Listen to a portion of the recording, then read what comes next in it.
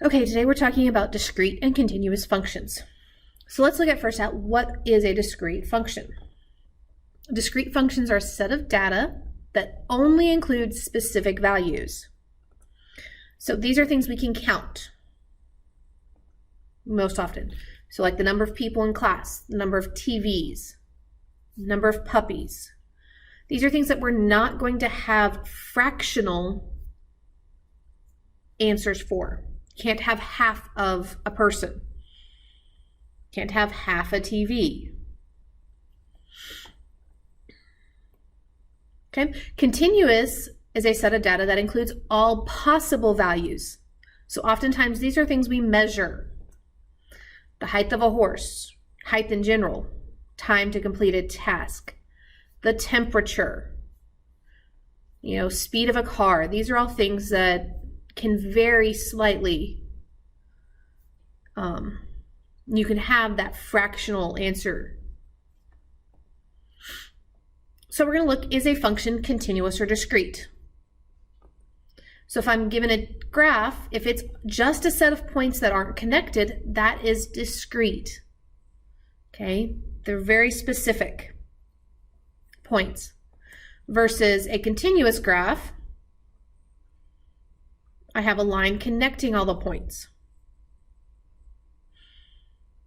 Okay, so very different. And if you remember, we talked about two different types of domain and range.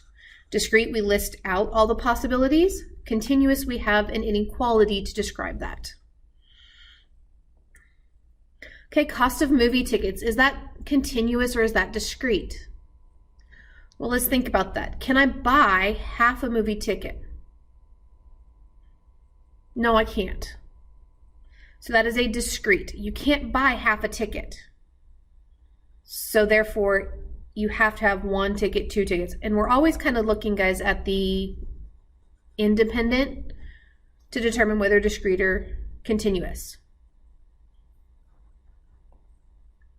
Okay, the height of a rocket after launch. Is that a discrete function or a continuous function? So we're looking at the height, right? Okay, that's continuous.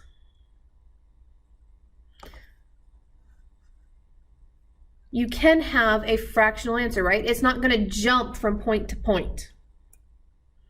Okay, so we've got the function m equals 55 minus 8.5b, and that represents the amount in dollars of money that you buy or have after buying B books. So is this a continuous or discrete?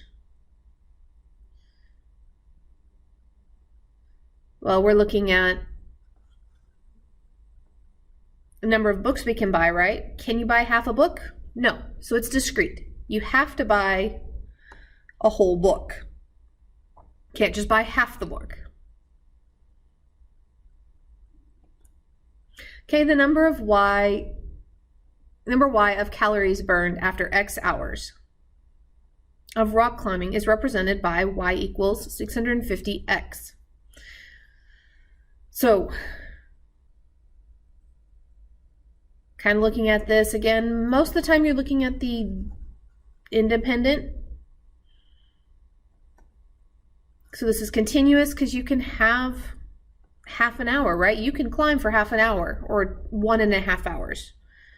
You're not only going to climb for just an hour, 2 hours, 3 hours. You can have any time in between there, right?